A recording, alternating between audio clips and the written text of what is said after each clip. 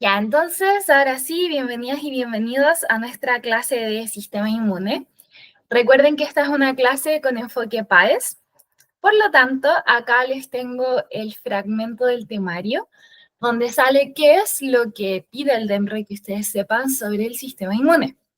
Entonces dice que pide que sepan sobre las características generales de las barreras defensivas, primaria, secundaria, terciaria, eh, algunos agentes patógenos y en el fondo cómo estas barreras actúan frente a estos patógenos, vacunas y alteraciones de la respuesta inmune, que eso me encanta, lo encuentro muy entretenido, ¿ya? Así que bueno, yo a esta clase van a ver que a veces como que le añadí algunas cosas extra para dar más contexto, porque me parece igual importante, pero obviamente ustedes ahí se van centrando en lo que entra en la PAES. Entonces, para dar un poquito de contexto, esto no está en el temario, pero igual me parece importante. Si vamos a hablar de sistema inmune, primero como que tenemos que saber qué es el sistema inmune. Y el sistema inmune lo podemos definir, o al menos esta es la definición que a mí más me gusta, como un conjunto de células, tejidos, órganos, pero también procesos que forman parte de un organismo y que generan respuesta ante agentes extraños que pueden, en el fondo, invadir nuestro cuerpo. Y estos agentes, ojo, porque pueden ser biológicos, como por ejemplo virus, bacterias o algún tipo de parásito. También pueden ser físico-químicos, porque a veces uno solo asocia el sistema inmune como a las enfermedades provocadas por microorganismos, ¿cierto? Pero el sistema inmune también nos protege de agentes ambientales. Por ejemplo, si ustedes meten su mano en ácido, ¿ustedes creen que la mano se les va a desintegrar en 2 segundos? No, ¿cierto? La mano igual como que va a resistir un poquito. Y eso es precisamente porque la piel, que es una barrera del sistema inmune, nos protege. Nos protege de la radiación también. Entonces, si se dan cuenta, igual el sistema inmune como que puede actuar ante muchos tipos de amenaza. Y bueno, también vamos a ver que a veces no solo actúa ante amenazas, a veces se buguea, pero eso lo vamos a conversar más adelante, ¿ya? Y bueno, aquí también, esto es solo para contextualizar, les dejo algunos órganos que son parte del sistema inmune. Tenemos el timo, que está por acá como a la altura del cuellito, un poquito más abajo. Tenemos ganglios linfáticos. ¿Ustedes se han dado cuenta de que cuando se resfrían y van al médico o en su casa su familia le dice, a ver, abre la boca? Y dicen como, hoy tienen los ganglios inflamados. ¿Les ha pasado alguna vez? Que es como clásico, que el doctor te dice, ya, abre la boca, y uno hace así, y te dice, hoy tienes inflamado. Ya, eso pasa porque precisamente los ganglios linfáticos son zonas donde almacenamos células inmunes y cuando nos enfermamos estos ganglios tienen más actividad, ¿cierto? Por eso se inflaman. Así que eso es como una señal muy visible de cuando nos enfermamos. También tenemos el vaso, las placas de Peyer que están en el intestino, la médula ósea y el apéndice que el pobrecito, todos dicen que es inútil, pero no, igual tiene algunas funciones. No vamos a ahondar mucho en esto, voy a mencionar algunos de estos órganos más adelante, porque no están en el temario, pero sí me parece importante mencionarlos para que ustedes tengan un contexto de que el sistema inmune igual tiene órganos que son fundamentales. Y obviamente hay otros que actúan también como refuerzo. Ahora sí, a lo que vinimos. Barreras defensivas del cuerpo humano. En primer lugar, tenemos la barrera primaria, que vendría siendo como la primera línea de protección que tenemos ante cualquier agente extraño. Las barreras primarias tienen 3 características importantes. Son innatas, son inespecíficas y son externas. ¿Qué quiere decir que algo sea innato? Por ejemplo, no sé, han escuchado que alguna vez dicen como, hoy tú tienes un talento innato para dibujar o para cantar o para, no sé, cualquier cosa.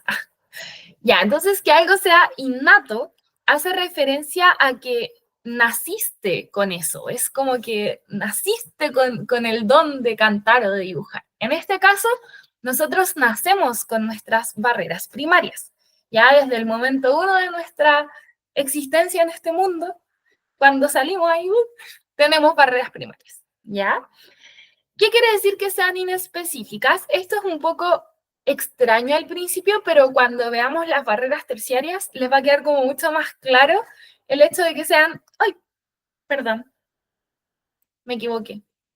Ahí sí, hemos vuelto. Entonces, cuando decimos que son inespecíficas, quiere decir que en el fondo las barreras primarias no tienen mecanismos de acción tan específicos para neutralizar una infección. Como les digo, eso lo vamos a ir entendiendo a medida que avancemos. Y también importantes son externas. Y esto también lo voy a explicar con ejemplos porque como de primeras es un poco extraño.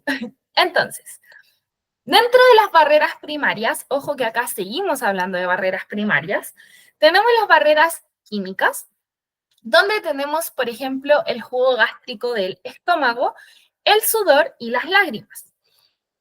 Cuando ustedes, y acá con esto voy a explicar a qué se refiere con que las barreras primarias son externas.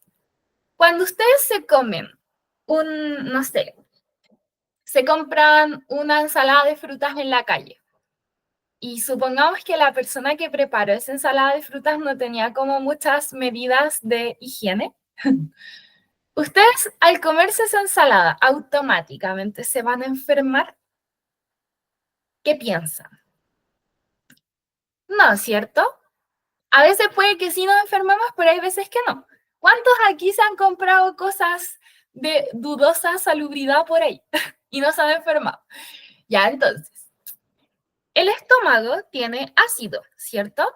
Y ese ácido se encarga de destruir lo que llega al estómago para la digestión principalmente, pero también estos ácidos cumplen una función de barrera inmune. Porque cuando ustedes se comen, por ejemplo, una lechuga que tiene una bacteria, esa bacteria va a pasar por todo el tracto digestivo y en el estómago el ácido puede destruirla y simplemente la bacteria murió y no nos enfermamos.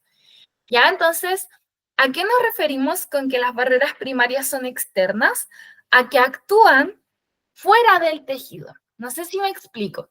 Como que en el fondo, cuando la bacteria ingresa al estómago, la bacteria no está ingresando a nuestra célula, no está ingresando a los tejidos.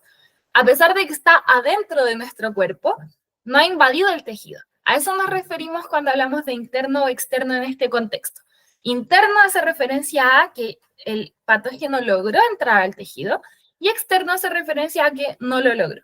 ¿Ya? Entonces, en este caso, si nosotros nos comemos una lechuga con E. coli, esa lechuga o sea, esa bacteria mientras no logre ingresar al tejido, va a seguir estando afuera de nuestro organismo. No sé si me explico. Entonces, en el fondo acá, si es que nosotros nos comemos esa lechuga y el jugo gástrico destruye la bacteria, nunca nos vamos a enfermar, ¿ya? A veces pasa que sí, a veces pasa que la bacteria igual logra invadir el tejido y ahí, bueno, nos da una gastroenteritis y es horrible. Otro ejemplo que tenemos de barrera química es el sudor. El sudor hace como una especie de limpieza, porque en el fondo en la piel muchas veces durante el día vamos agarrando microorganismos o incluso ni siquiera pueden ser microorganismos, también pueden ser como agentes externos, por ejemplo, tierra, polvo, y cuando sudamos, el sudor ayuda a ir como eliminando esto de nuestra piel. Y las lágrimas es como la misma lógica.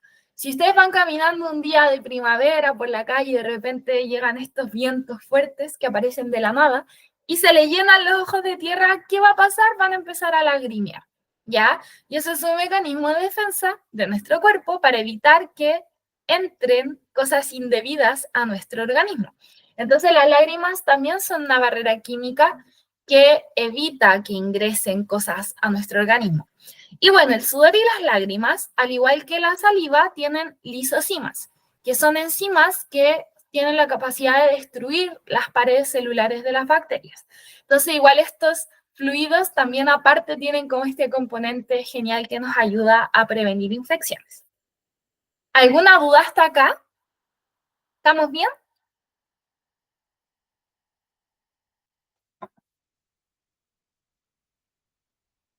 Ya, súper. Seguimos entonces. A continuación tenemos las barreras físicas, que, como su nombre lo dice, son barreras que impiden el paso de manera física de microorganismos o de agentes extraños. Por ejemplo, nosotros tenemos cilios en varias partes del cuerpo, pero un ejemplo que me gusta harto son los cilios que tenemos en las vías respiratorias. Nosotros en las vías respiratorias tenemos estos pequeños cilios que están en constante movimiento, así como una ameba. Y estos cilios, por ejemplo, si ustedes respiran polvo, los cilios lo que van a hacer es ir barriendo ese polvo hacia el exterior. Por eso, no sé si les ha pasado esto, pero cuando uno hace aseo así como profundo y hay polvo acumulado y uno está así como todo el día limpiando, después si te suenas, lo más probable es que tus moquitos van a estar negros o de un color oscuro. Y eso es precisamente porque cuando estás limpiando se levanta el polvo y tú respiras ese polvo, es inevitable como respirarlo. Y en el fondo estos cilios van eliminando ese polvo hacia el exterior y por eso es que la nariz es muy importante para la eliminación de esos residuos. Y lo mismo puede pasar también con microorganismos o con otro tipo de cosas. Yo siempre cuento esta historia. Ojo que le pedí permiso a mi estudiante para robarme su historia y contarla por siempre. Pero yo cuando hacía clase en Preu tuve un estudiante que me contó que cuando ella era chica, para el día la mamá le estaba haciendo una tarjeta a su mamá y estaba usando glitter. Y contó que estuvo toda la tarde con el glitter haciendo la tarjeta. Y cuando terminó de hacer la tarjeta se sonó y sus moquitos tenían glitter. Eso es otro ejemplo claro de cómo actúan los cilios. Ya el cilio, tú puedes respirar muchas cosas y el cilio va siempre a eliminarlas hacia el exterior. También en el cuerpo tenemos vellos en muchas partes. Por ejemplo, las pestañas, las cejas. Y los vellos son importantes porque también actúan como barrera física. Si tú, no sé, vas caminando y caen mugrecitas, tus pestañas van a evitar que eso llegue a tus ojos. Por ejemplo, también pasa con los vellos de la zona genital. No sé si han escuchado alguna vez que igual no se recomienda tanto sacarlos todos, sino que lo que se recomienda es como rebajarlos. Y eso es precisamente porque al eliminarlos 100%, igual eliminas una barrera física importante que en el fondo puede evitar el paso de microorganismos, en especial en las mujeres. ¿Ya? Entonces, como que los vellos igual cumplen una función bien importante en evitar que agentes extraños puedan ingresar a nuestro tejido. Y bueno, la barrera física más grande y el órgano más grande que tenemos, la piel. No sé si se acuerdan cuando fue la pandemia y habían cartelitos en todas partes que decía como lávate las manos constantemente, no te lleves las manos a los ojos o a la boca si no te las has lavado, ya. Eso es precisamente porque supongan que ustedes van en el metro y alguien estornuda en el fierrito donde uno se agarra para no caerse. Ustedes no se van a enfermar solo por poner la mano ahí, ¿cierto? Ustedes cuando se enferman es cuando tocan ese fierro y después se pasan los dedos por la nariz, por la boca, por los ojos, porque ahí es donde ustedes le están dando paso a los agentes externos para que ingresen al organismo. Si ustedes tocan con sus manos un fierro donde alguien estornuda y después se lava las manos, no hay ningún problema. Y eso es porque la piel actúa como una barrera física. Evita que los microorganismos puedan ingresar al tejido. ¿Ya? ¿Todo bien hasta acá? Si quieren pueden también usar los monitos. Recuerden que en Google Meet hay emojis que pueden usar como por si no quieren estar escribiendo. ¿Ya? ¿Sí? ¿Todo bien? Súper. Entonces, por último, tenemos la barrera biológica, que es como la más bacana a mi parecer, porque nosotros tenemos algo que se llama microbiota. Y yo sé que uno siempre asocia la microbiota al intestino, como que uno dice ya, bacterias que tenemos en el intestino. Pero chiquillos, tenemos microbiota como en todas partes. Tenemos bacterias en los ojos, en las manos, en los pies, en todas partes, en la boca. Y bueno, la mayor cantidad se concentra en el intestino, efectivamente. Tenemos aprox 1 kilo de bacterias en el intestino, pero tenemos en muchas otras partes. Y bueno, ¿cómo es que la microbiota actúa como una barrera? Esto es súper interesante porque piénsenlo de la siguiente forma.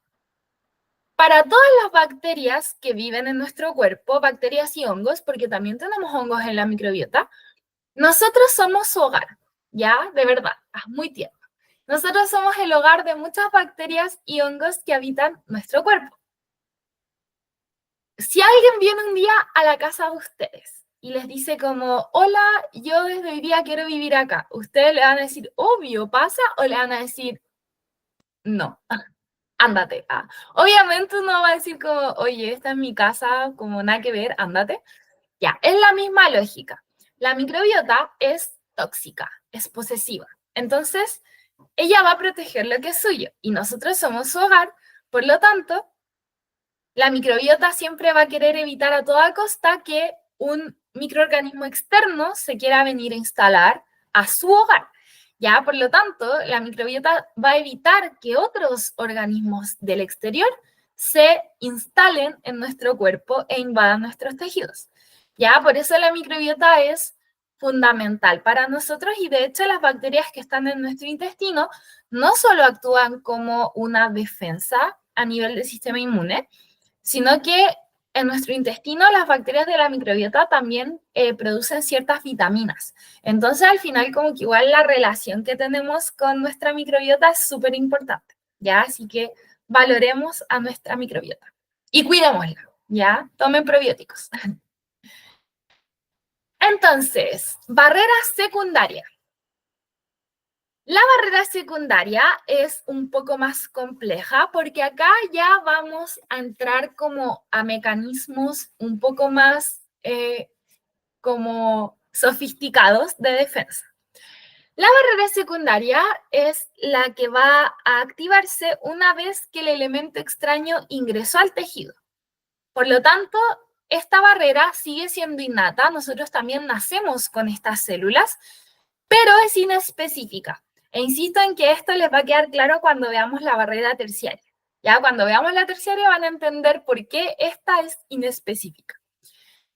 Pero una característica que tenemos acá distinta a la primaria es que la barrera secundaria es interna. O sea, como les dije hace un ratito, esta actúa cuando ya hubo una invasión del tejido. ¿Ya? Acá vamos a tener dos clasificaciones de células. Vamos a tener las células fagocíticas, que son todas aquellas que tienen la capacidad de hacer fagocitosis, y las no fagocíticas. ¿Ya? Entonces, vamos a ver cada una o las más importantes por si les llega a salir en la país. Antes, eso sí, de hablar de las células, me parece importante que recordemos qué es la fagocitosis o cómo funciona este mecanismo. Entonces vamos a hacer un pequeño dibujito. Supongamos que tenemos una célula inmune que anda por ahí patrullando, tranquila, feliz y contenta. De repente, esta célula inmune enciende sus alertas porque a lo lejos ve una bacteria. Vamos a dibujar una bacteria.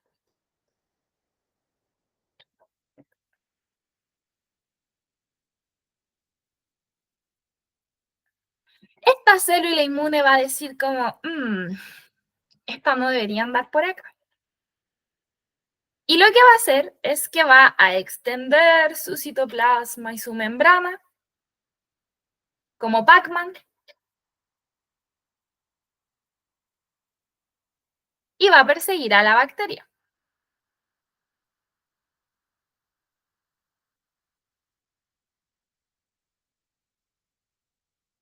¿Qué va a pasar después? Esta célula inmune va a encerrar a esta bacteria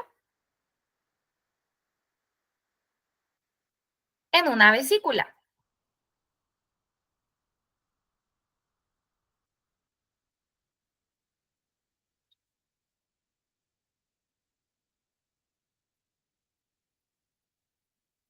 Y una vez que esto ocurre, una vez que la célula inmune ingresa este elemento extraño mediante una vesícula, lo que va a ocurrir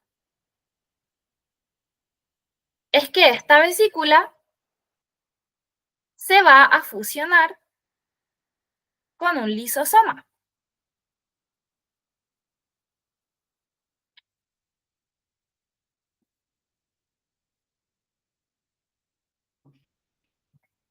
Este lisosoma va a secretar enzimas digestivas que lo que van a hacer es desintegrar a la bacteria. Supongamos que estas son las enzimas, los puntitos azules.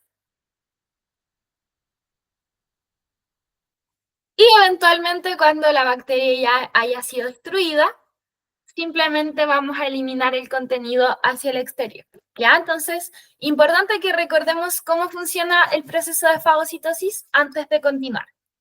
¿Todo bien con esto?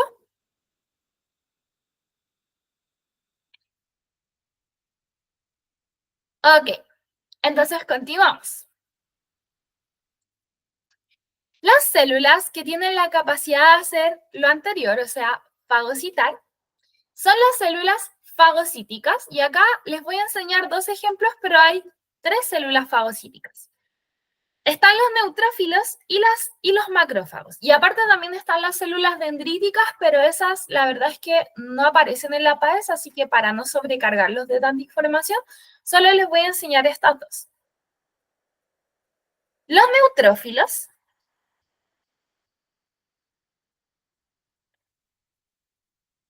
son las primeras células en llegar al sitio de infección.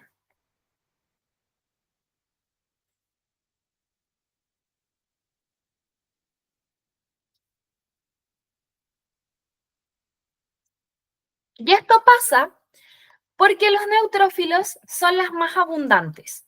Ya son una célula inmune muy abundante, entonces siempre están en todas partes. Y a mí me encanta decir que los neutrófilos son como viejas zapas, porque siempre que pasa algo, el neutrófilo es el primero que está ahí, el primero en llegar a los sitios de infección, ¿ya? Por lo tanto, son como la vieja que se sabe todos los chismes del barrio. Pasa algo, el neutrófilo lo sabe, porque está ahí, ¿ya? Es como la señora que está todo el día mirando la ventana, así como viendo qué hacen los vecinos.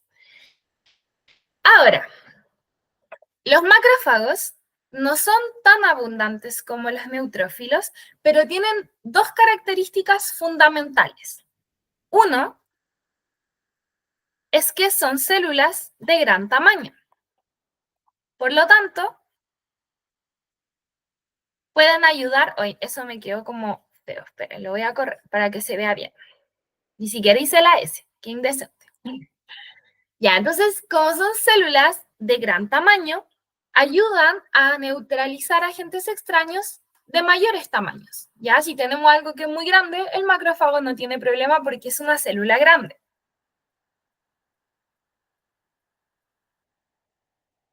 Pero aparte de esto,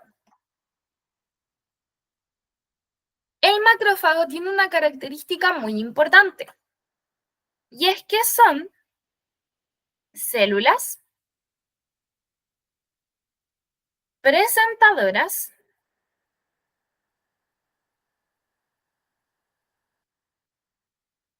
de antígeno.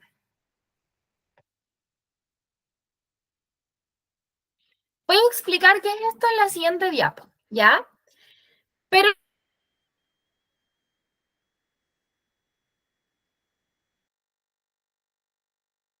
primero en llegar a los sitios de infección porque tenemos muchos. Y tenemos los macrófagos, que son células de mayor tamaño que también fagocitan patógenos, pero la diferencia es que estos macrófagos tienen la capacidad de presentar antígenos. ¿Qué significa que una célula sea presentadora de antígeno? Lo vamos a explicar acá. Entonces, primero tenemos que saber qué es un antígeno. Un antígeno es una molécula que el sistema inmune reconoce y genera una respuesta ante ella. ¿Ya? Entonces, por ejemplo, recordemos el ejemplo que vimos hace un ratito. Ahora lo vamos a hacer con un virus.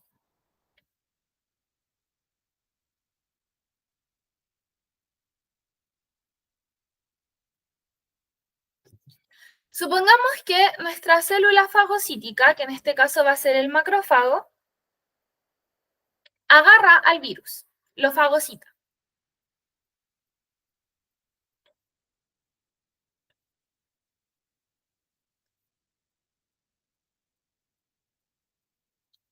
¿Qué es lo que va a hacer el macrófago? ¿Se acuerdan que en el ejemplo anterior vimos que destruía al patógeno? Bueno, la célula presentadora de antígeno lo que hace es destruir al patógeno, pero va a guardar un pedacito.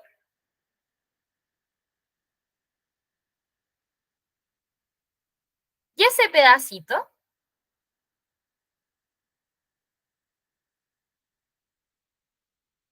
va a ser el antígeno.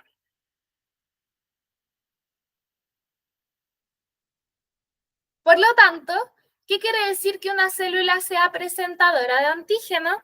Quiere decir que la célula va a fagocitar al elemento extraño, pero va a guardar un pedacito de este, ¿para qué? Para ir a presentárselo a la barrera terciaria, que la vamos a ver ahora, ¿ya? Entonces, es como un spoiler, piénsenlo de esa forma. Piensen que la presentación de antígenos es como si le hiciéramos un spoiler a la barrera terciaria, o también es como un cartel de Se Busca. Es como que le fuéramos a decir a la barrera terciaria, oye, estamos buscando a este desgraciado, ¿ya? Entonces, la presentación de antígeno es muy importante porque es el mecanismo mediante el cual nuestra barrera secundaria le dice a la terciaria, oye, tenemos una infección que nosotros no pudimos neutralizar, toma, eres nuestra última esperanza. Ya la barrera terciaria efectivamente es la última esperanza. Si la barrera terciaria no funciona, ya nos morimos. Lamento el drama, pero es verdad. ¿Todo claro hasta acá? ¿Alguna duda? ¿Sí? ¿Todo bien? Ya, súper. Entonces, también, sí, esta barrera sirve para todo en realidad. Para virus, bacterias, para elementos extraños. De hecho, cuando veamos la alergia, le va a quedar como mucho más claro porque ahí también participa esta barrera, ¿ya? Entonces, en la barrera secundaria también tenemos a las células no fagocíticas, o sea, células que actúan pero con otros mecanismos. Ya en este caso como que tenemos otras formas de neutralizar las infecciones. En este caso vamos a tener estos tres ejemplos que son como los más generales.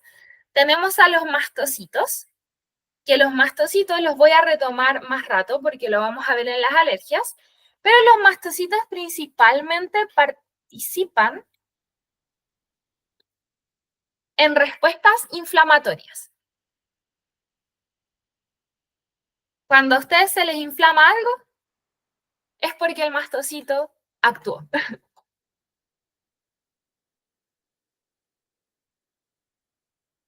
Voy a correr esto para que se vea un poquito mejor. Ya, entonces los mastocitos participan en cualquier respuesta de tipo inflamatorio. Ya sea cuando algo nos da alergia, cuando nos hacemos una herida. ¿Se han dado cuenta de que cuando uno se hace una herida como que igual se inflama la zona y después empieza como a cicatrizar y todo? Bueno, eso es porque los mastocitos hacen algunas cosas que vamos a ver en un ratito más. También tenemos las natural killer, que son células muy choras, así como que yo encuentro que las natural killers son como bacanes. ¿Por qué? ¿Qué es lo que hace la natural killer? Son células que tienen la capacidad, lo vamos a notar,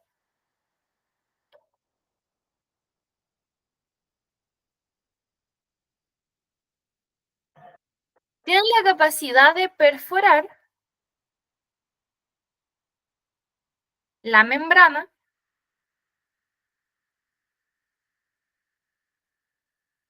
de otras células. ¿Qué tipo de células? Las natural killer principalmente actúan contra células cancerígenas.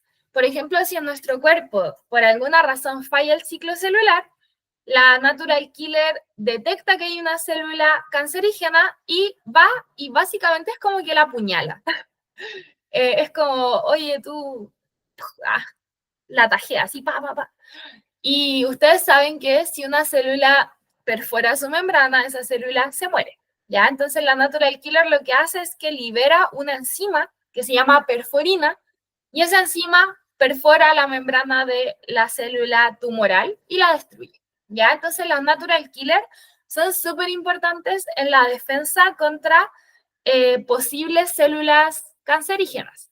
De hecho, muchas veces quizás hemos generado células cancerígenas y nunca nos enteramos porque la natural killer la destruyó, ¿ya? Entonces son células muy importantes en ese sentido. Y por último tenemos los eosinófilos, que son células que la verdad no he visto que pregunten en la PAES, pero igual se las enseño por si acaso. Y los eosinófilos tienen varias funciones, varias, pero principalmente actúan contra infecciones parasitarias.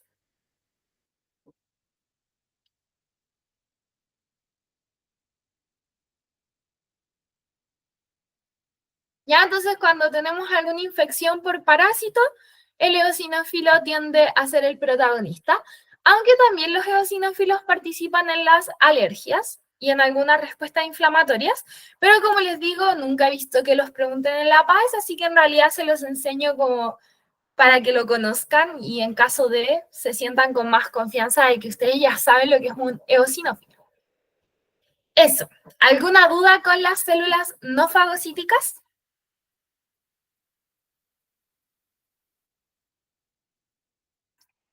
¿Todo bien? Ya, súper.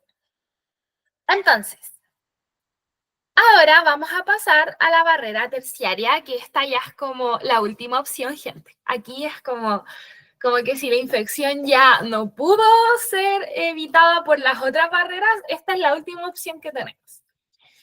La barrera terciaria tiene células que se denominan linfocitos, de tipo T y de tipo B. Esta respuesta inmune es totalmente distinta a las otras. En este caso, la barrera terciaria es adquirida. O sea, la respuesta inmune que genera la barrera terciaria no es algo con lo que nosotros nacemos, sino que lo adquirimos a medida que nos vamos exponiendo a ciertos agentes infecciosos. La respuesta inmune de la barrera terciaria es altamente específica y en un ratito vamos a entender mejor por qué, ¿ya? Pero es muy específica. Y en este caso la barrera terciaria comparte la última característica con la secundaria porque esta también es interna. O sea, también es una barrera que se activa cuando los patógenos ya ingresaron a nuestro tejido y invadieron completamente, ¿ya? Entonces, la barrera terciaria está compuesta por linfocitos T. Los linfocitos T son células que se producen en la médula ósea. Lo voy a anotar como para dejarles el dato, pero esto en la PAES nunca les van a preguntar cosas tan específicas. Entonces, son células que se generan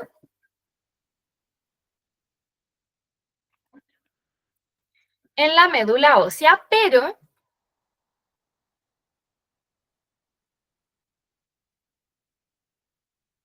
maduran en el timo, que es el órgano que les mostré al inicio. Y por eso, de hecho, se llaman linfocitos T, T de timo.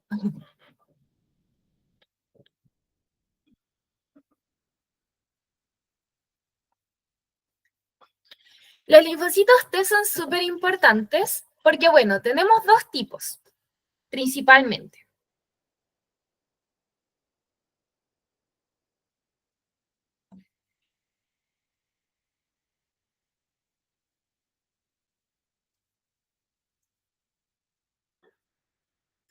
Y ahora vamos a ver la función de cada uno.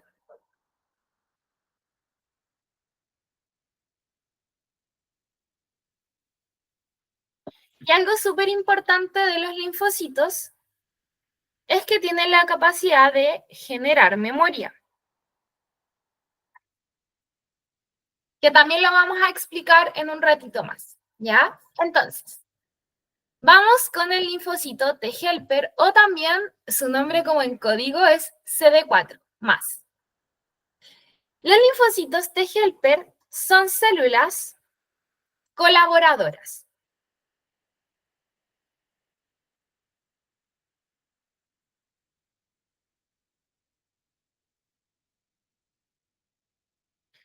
¿Qué quiere decir que sean células colaboradoras? Que tienen función de apoyo para otras células del sistema inmune.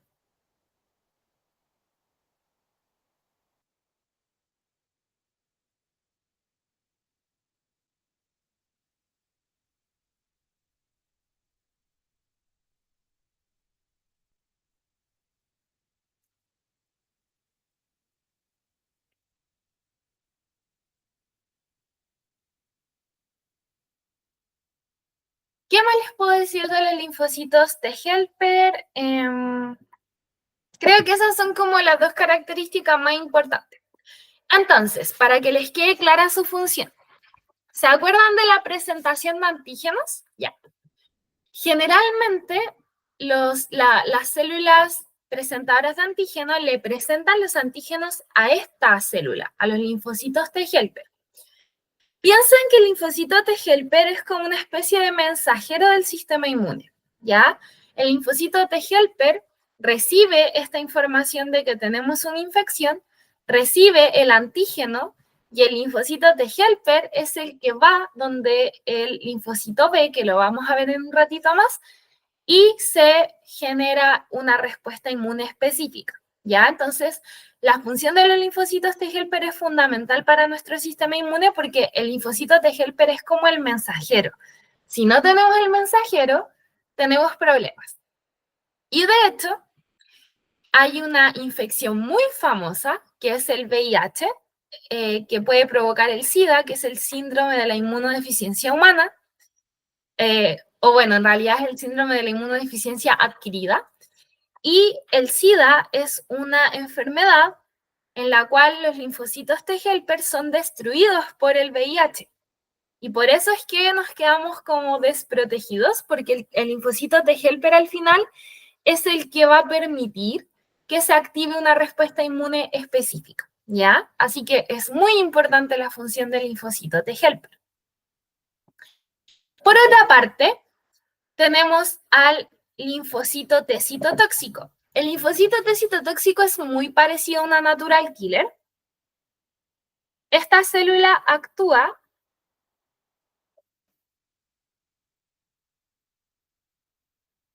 contra células infectadas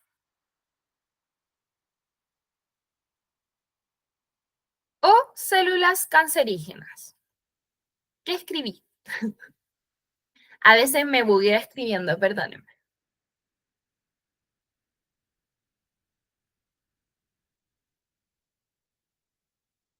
Entonces, el linfocito T citotóxico tiene la capacidad de destruir células propias, pero que están infectadas por virus o bacterias. Ya cuando la célula fue infectada y no fue capaz de neutralizar la infección, el citotóxico va y la apuñala. Ya tiene la misma capacidad de las natural killer de destruir las membranas de otras células. Así que eso también lo vamos a anotar. Secretan enzimas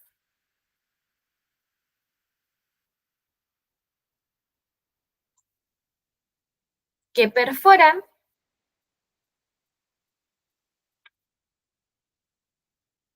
la membrana de otras células.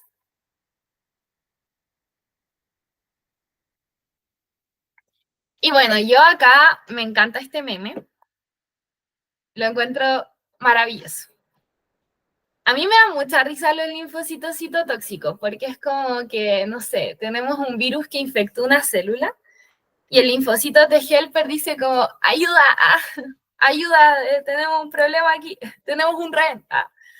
Y como que el citotóxico llega así como en modo héroe y mata a la célula. Entonces como muy random porque mata la célula y no, obviamente es como, y el virus queda ahí como, obviamente esta respuesta inmune es súper buena, o sea, al matar a la célula el virus obviamente queda queda ahí nomás, o sea, el virus, recuerden que no es un ser vivo, entonces necesita como usurpar a otra célula para poder replicar su material genético. Entonces, obviamente, el mecanismo del citotóxico es muy bueno, pero igual yo lo encuentro como chistoso, que es como, ya bueno, adiós célula, ya no hay nada que hacer por ti. Y bueno, a continuación tenemos a los linfocitos B, que estos son como los cracks de los cracks, porque el linfocito B es como al final el que desata la respuesta inmune específica. Entonces, los linfocitos B, la característica maravillosa que tienen es que tienen la capacidad de generar anticuerpos específicos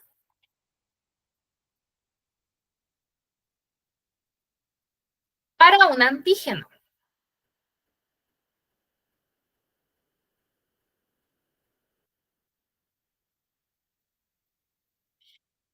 Esto hace que la respuesta sea extremadamente específica. Ahora les voy a explicar mejor esto.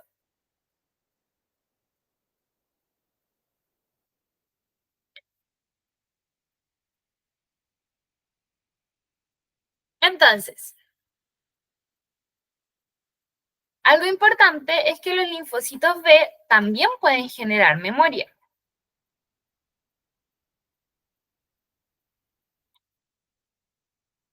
Entonces, ahora vamos como a unir un poquito todo lo que hemos aprendido. Recordemos que las células de la barrera secundaria presentan antígeno a los linfocitos T helper. Los linfocitos T helper llevan este antígeno donde el linfocito B. Y el linfocito B es muy bacán, porque tiene la capacidad de hacer dos cosas. En primer lugar, el linfocito B tiene la capacidad de generar células de memoria. Por lo tanto, el linfocito B genera una memoria inmunológica en contra de este antígeno específico y estas células de memoria se guardan en los ganglios, ¿ya? Y se quedan ahí esperando una futura infección. Los otros linfocitos B que también generaron anticuerpos son liberados al torrente sanguíneo. Y estos linfocitos B comienzan a liberar los anticuerpos al torrente sanguíneo. Entonces, ¿cómo funciona un anticuerpo como tal? Voy a intentar mostrárselos de manera gráfica. A ver, ya. Supongamos que a mí, yo soy un linfocito B y a mí me llegó este antígeno. Todos lo vemos, es un destacador naranja. Ya a mí me llegó este antígeno. Yo como linfocito B voy a tomar este antígeno y voy a generar un anticuerpo específico para este antígeno. ¿Ya? Entonces, yo linfocito B que ando por el torrente sanguíneo, cuando generé el anticuerpo, lo que voy a hacer es que voy a tomar este anticuerpo y lo voy a liberar al torrente sanguíneo. Y recordemos que este anticuerpo es específico para este antígeno. Por lo tanto, si es que tenemos una bacteria dando vuelta por ahí que está intentando evadir a nuestro sistema inmune, este anticuerpo la va a localizar y cuando la encuentre se va a unir. Y este anticuerpo es como una especie de bengala. Es como esas bengalas de emergencia que uno dispara cuando se pierde en el mar y hacen una lucecita para arriba y ya. El anticuerpo es algo similar. Entonces, una vez que el anticuerpo se une al patógeno, el sistema inmune lo puede encontrar más fácil. Y aquí es donde vuelve a actuar la barrera secundaria, las células fagocíticas de la barrera secundaria o las no fagocíticas, dependiendo del tipo de infección que sea, se van a ver esta bengala y van a localizar al patógeno más rápido y lo van a destruir más rápido. No sé si me explico, ¿ya? Pero en el fondo el anticuerpo vendría siendo como una especie de marca. El linfocito B genera el anticuerpo se une al patógeno, lo marca y lo expone para que las demás células del sistema inmune lo puedan encontrar. ¿Me explico? ¿Alguien tiene alguna duda? ¿Sí? ¿Todo bien hasta acá? Ya, súper. Eso sería entonces la barrera terciaria. Ahora, La barrera terciaria se puede activar naturalmente, o sea, cuando nos enfermamos, pero también la podemos activar de manera artificial mediante las vacunas, ¿ya? Y ahora vamos a hablar de eso. Pero antes de hablarles de las vacunas, a mí me encanta enseñar historia de la ciencia. Y no sé si ustedes saben que el nombre vacuna viene efectivamente de las vacas, porque este caballero, Edward Jenner, padre de Kylie Jenner, no mentira, es broma. Este caballero lo que hizo fue observar que las vacas tenían su propia viruela y se dio cuenta de que las mujeres que ordeñaban vacas, cuando existió la pandemia de la viruela humana, no se contagiaban de la viruela. Y este caballero lo que hizo fue tomar a un niño huérfano.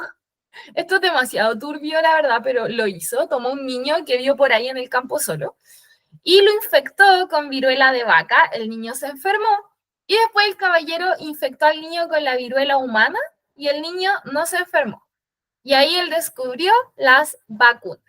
Ahora igual hay historia previa de que las vacunas también existían en China hace muchos años, de manera inhalada, o sea, la gente como que agarraba las costras y las inhalaba por la nariz, y ese es como el primer registro de vacuna que hay, pero el que le dio el nombre, por así decirlo, fue este caballero, y lo hizo gracias a su observación de la viruela de vaca.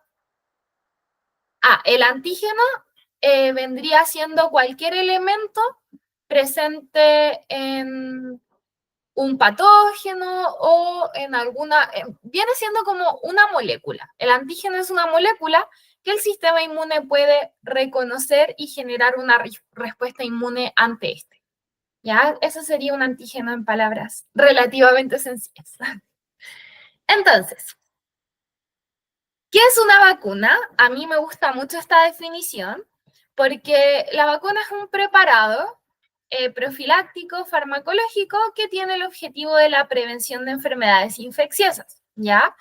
Ahora, ojo, porque nosotros tendemos a asociar las vacunas a la inyección, pero las vacunas también se pueden suministrar vía oral, vía nasal o con inyecciones.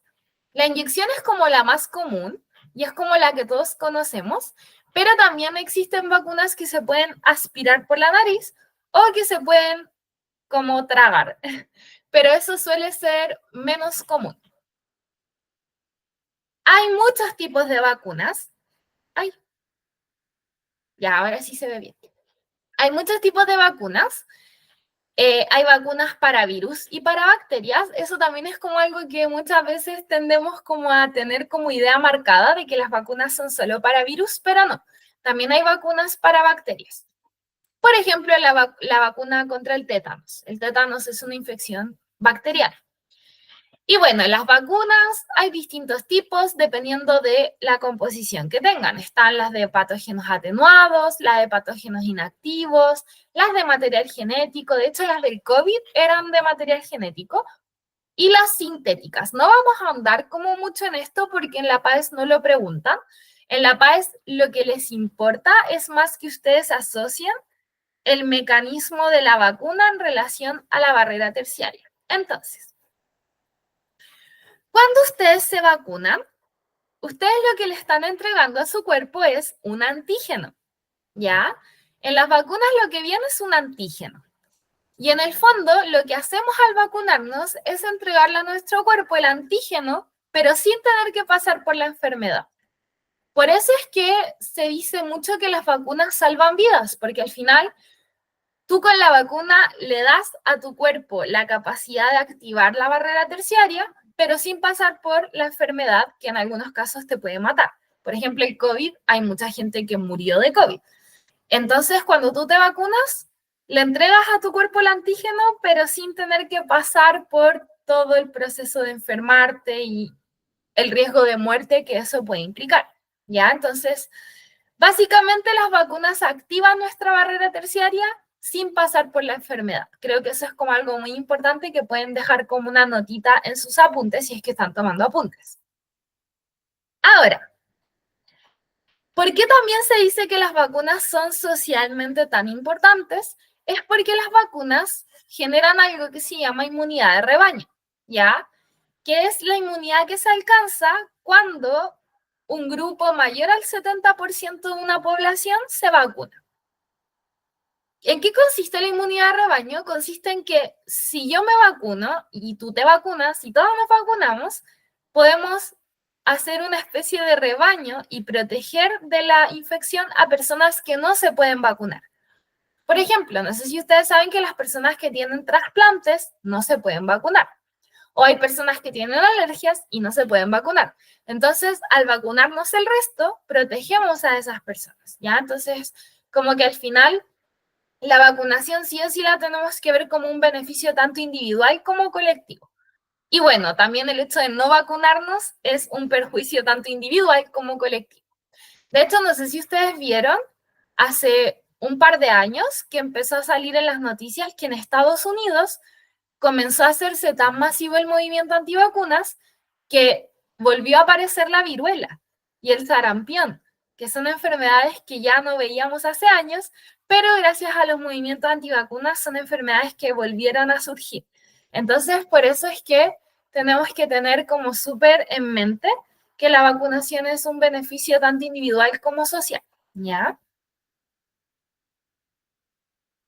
Ahora, tenemos que hablar de alteraciones del sistema inmune, y esto a mí me encanta porque lo encuentro muy interesante. Y lo primero de lo que tenemos que hablar para poder entender lo que viene después es la autoinmunidad. ¿Qué es la autoinmunidad? La autoinmunidad es cuando generamos respuestas inmunológicas, pero estas respuestas inmunológicas son en contra de células y tejidos de nuestro propio cuerpo que están sanos. Básicamente, nuestro sistema inmune se buguea y comienza a destruir o a atacar células propias. ¿Han escuchado hablar de las enfermedades autoinmunes alguna vez? ¿Sí? Hay hartas enfermedades autoinmunes súper conocidas. Por ejemplo, la diabetes tipo 1. La diabetes tipo 1 es una enfermedad autoinmune. ¿Qué es lo que ocurre en la diabetes tipo 1? Ocurre que nuestro sistema inmune destruye a las células pancreáticas que producen insulina. Y por lo tanto, las personas con diabetes tipo 1 se tienen que inyectar insulina toda su vida, porque no son capaces de producirla por sí mismos. También otra enfermedad autoinmune es la artritis reumatoide, y en ese caso es terrible porque las células inmunes comienzan a destruir las articulaciones y por lo tanto las personas con artritis sufren harto de dolores porque obviamente sus articulaciones están siendo destruidas por el sistema inmune. También está el lupus, que es una enfermedad autoinmune muy famosa, y hay muchas más, ¿ya? Pero lo que me importa es que les quede claro el concepto de autoinmunidad, que vendría siendo cuando el sistema inmune daña a nuestras propias células que están completamente sanas porque las reconoce como algo externo. Ahora, quizás ustedes se preguntarán, o quizás no, pero espero que se lo pregunten, ¿cómo es que nuestro cuerpo lo hace para precisamente no destruir a las propias células? ¿Cómo es que nuestro cuerpo lo hace para saber que nuestros ojos son nuestros y no los destruye? ¿O cómo es que nuestro cuerpo no destruye a nuestras propias células sanguíneas? Bueno, esto ocurre porque nosotros tenemos algo, o deberíamos tener algo, que se llama tolerancia inmunológica, que consiste en la capacidad de nuestro sistema inmune de reconocer nuestras células como algo propio, ¿ya? Entonces, todos tenemos algo que se llama tolerancia inmunológica. Nuestro sistema inmune tolera a nuestras células, dice como ya, son nuestras células, las voy a tolerar, quizás no me caen bien, pero las voy a tolerar igual, ¿ya? El problema es que, claro, en la autoinmunidad esto es lo que falla. Cuando las personas desarrollan enfermedades autoinmunes es porque les falló la tolerancia inmunológica. Y el sistema inmune dejó de reconocer a las células propias como algo propio y las destruye, ¿ya? Entonces la tolerancia inmunológica es súper importante porque básicamente evita que nos autodestruyamos.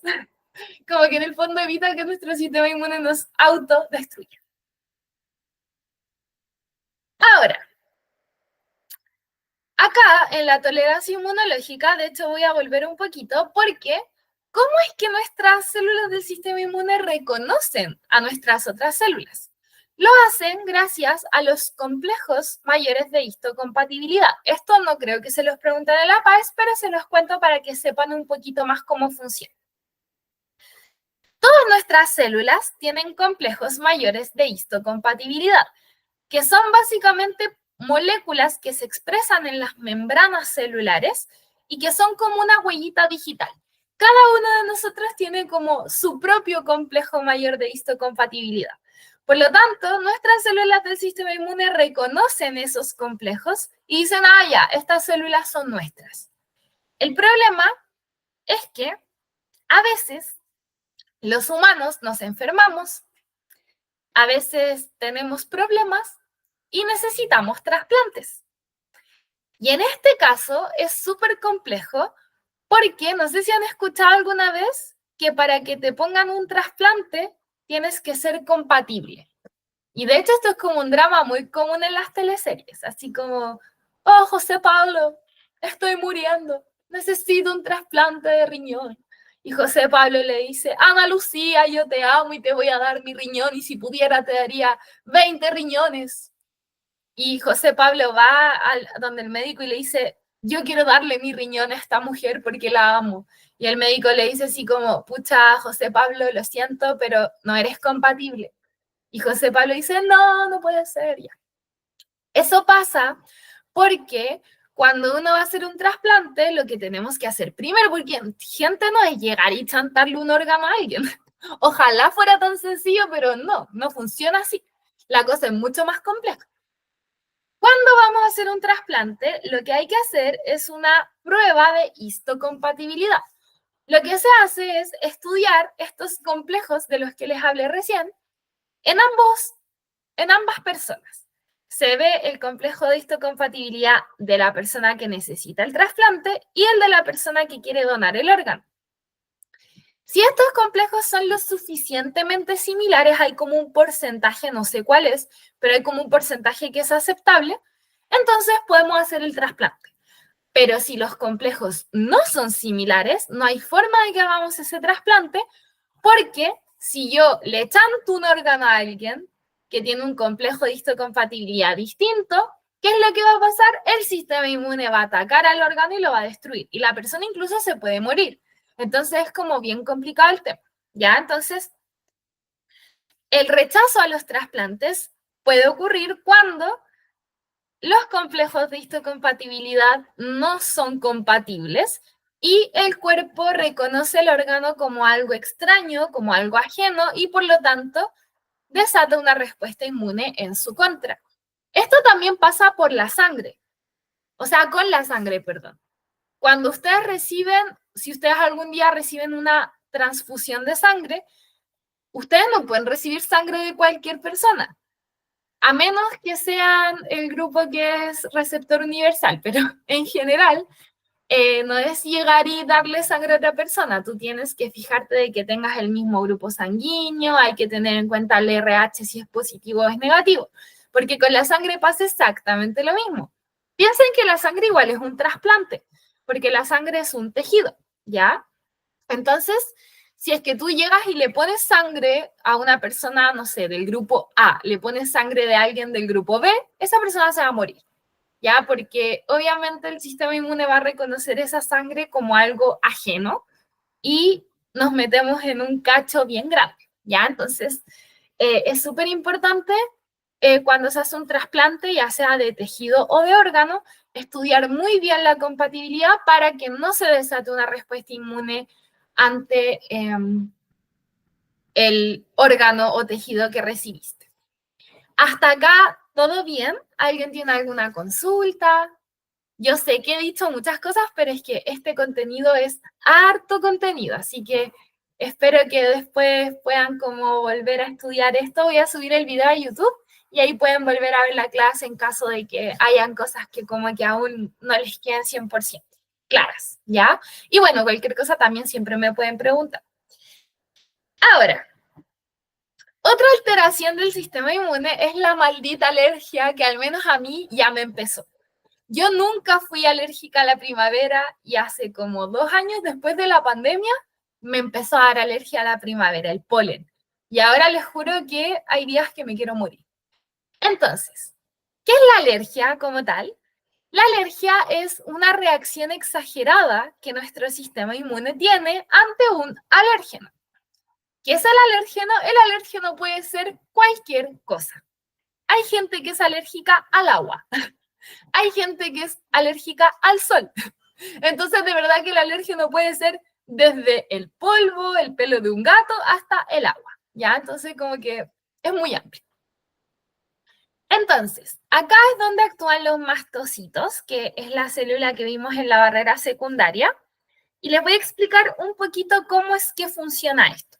Entonces, la alergia, y esto quiero que les quede súper claro, la alergia es una total desgracia. Nosotros no tenemos alergias por ninguna razón que sea útil o fundamental para nuestra existencia. La alergia literalmente es un bugueo del sistema inmune. Un día ustedes iban caminando por la calle, respiraron un polen y su sistema inmune dijo, no puede ser un polen, no puede ser, nos va a embarazar el polen, no, no, no, tenemos que eliminarlo. Esa fue la lógica del sistema inmune. Entonces, ¿qué es lo que va a pasar? Nuestro sistema inmune va a detectar a este agente extraño y aquí va a pasar todo lo que pasa en una respuesta inmune. Se va a presentar el antígeno a los linfocitos B.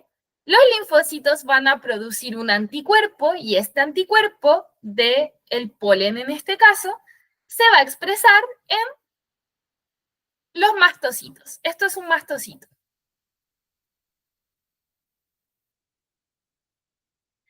Los mastocitos son células que tienen una característica muy interesante y es que son granulocitos. Son células que en su interior tienen gránulos.